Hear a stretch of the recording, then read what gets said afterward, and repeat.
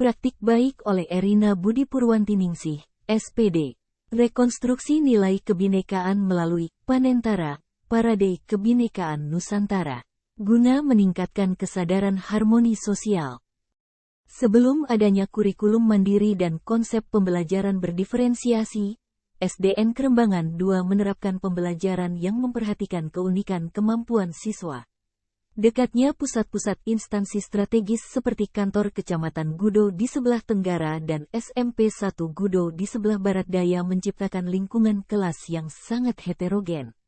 Dalam praktek baik ini, saya akan berbagi dan menginspirasi guru-guru di seluruh Indonesia terkait pembelajaran berdiferensiasi pembelajaran dengan keterampilan teknis, khususnya keterampilan menggunakan media sosial, produksi video, dan video editing, selain kegiatan parade langsung. Sehingga membuka peluang bagi siswa untuk menguasai teknologi modern dan mengelola hal-hal yang berguna. Melalui pembelajaran Project-Based Learning Parade Kebinekaan ini, peserta didik diharapkan mampu mengasah skill mereka untuk menghadapi tantangan nyata di kehidupan sehari-hari, tidak hanya sekedar menyampaikan materi saja, tetapi menciptakan suasana belajar yang bermakna. Pelaksanaan pembelajaran di kelas tidak hanya sekedar menyampaikan seluruh materi kepada peserta didik, melainkan juga harus memperhatikan bagaimana cara meningkatkan kemampuan peserta didik dalam berkomunikasi, berkolaborasi, berkarya, dan berpikir kritis.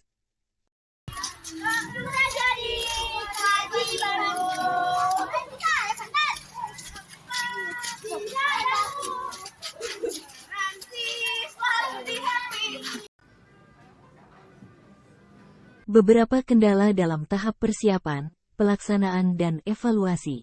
1.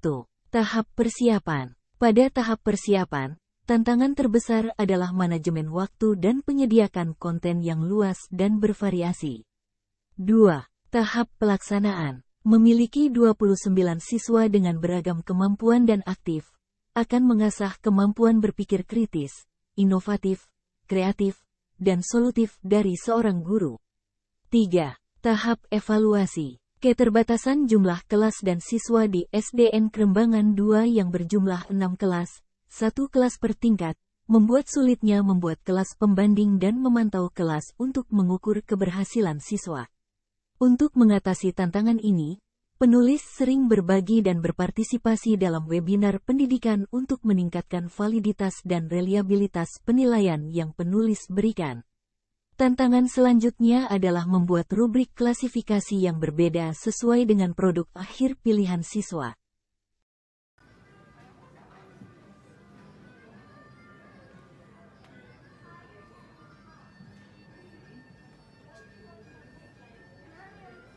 Adapun pembelajaran berdiferensiasi tersebut dibagi menjadi 3 tahap, antara lain, 1. Tahap persiapan peserta didik di SDN Kerembangan II, sudah menjalani asesmen diagnostik pada awal semester dan asesmen kesiapan belajar sebelum pelaksanaan materi khususnya mata pelajaran IPAS dengan topik Kebinekaan Kebudayaan Indonesia. 2. Tahap pelaksanaan sebelum guru masuk pada topik pembelajaran. Terlebih dahulu peserta didik diberikan pertanyaan pemantik yang bertujuan menghubungkan pengetahuan dasar peserta didik, background knowledge, dengan materi yang akan diajarkan. Di sini guru memberikan materi tentang kebudayaan Indonesia yang tercantum dalam topik Indonesiaku Kaya Budaya, materi bab 6 IPAS kelas 4.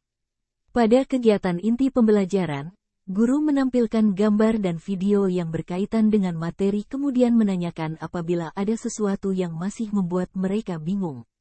Guru juga kemudian memberikan berbagai pertanyaan terkait isi dari video, gambar tersebut. 3. Tahap akhir. Tahap selanjutnya, peserta didik bersama dengan kelompoknya menyusun poster sesuai dengan tema yang mereka pilih. Peserta didik diberikan waktu sekitar 70 menit untuk berdiskusi budaya daerah yang akan dipilih dan dilanjutkan menyelesaikan poster mereka. Lalu, setiap kelompok mempresentasikan hasilnya di depan kelas secara bergantian. Membaca Pancasila dan juga menyanyikan lagu nasional apa judulnya tadi? Oke, ada yang tidak masuk dari kelas 4?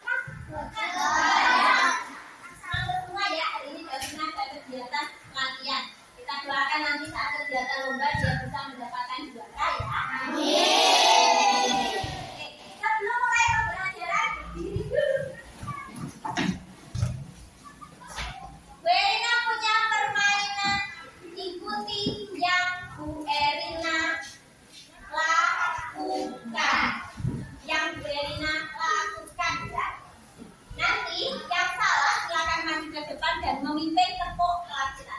1, 2. Bisa? Bisa. Ikuti yang Belina lakukan. Pegang telinga.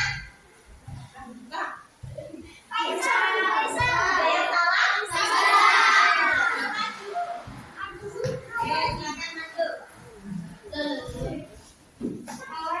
Oke, tangannya boleh diturunkan. Silakan dipimpin tepuk 1, 2, 3-nya ya. Tepuk 1. Siap. Toleransi antar perbedaan daerah. Ciptaan bio dan kita. Toleransi antar daerah mengajarkanku pentingnya menghormati dan menghargai perbedaan budaya. Setiap daerah memiliki ciri khas masing-masing. Tidak boleh ada perpecahan di antara kita. Setiap daerah di Indonesia pasti memiliki perbedaan masing-masing, dan kita harus mentoleransikannya. Setiap orang tidak boleh menganggap daerahnya paling unggul. Kita semua pasti memiliki perbedaan budaya, tapi dengan perbedaan ini kita menjadi beragam dan bisa saling mengerti satu sama lain. Kita harus melindungi satu sama lain. Tidak boleh ada konflik di antara kita, agar tidak ada perpecahan di antara kita. Toleransi harus dijaga agar Indonesia tetap selaras.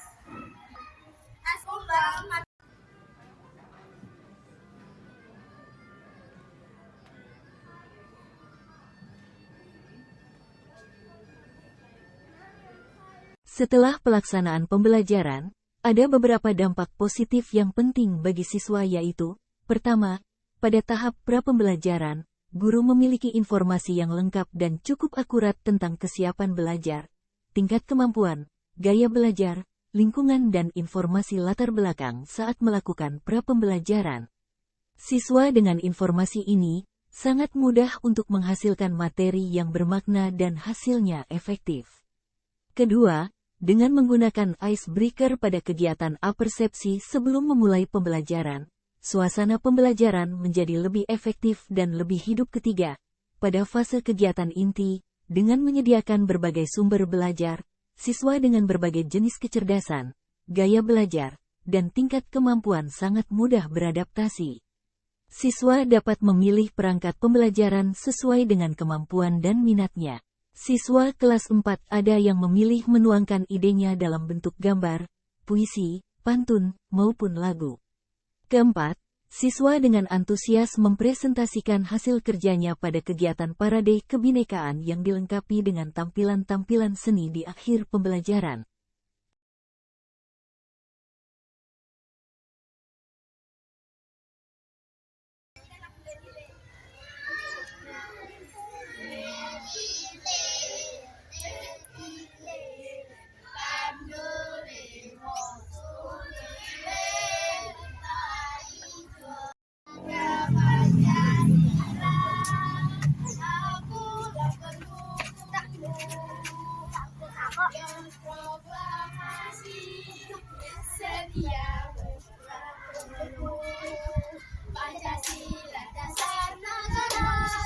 Terima kasih, semoga bermanfaat.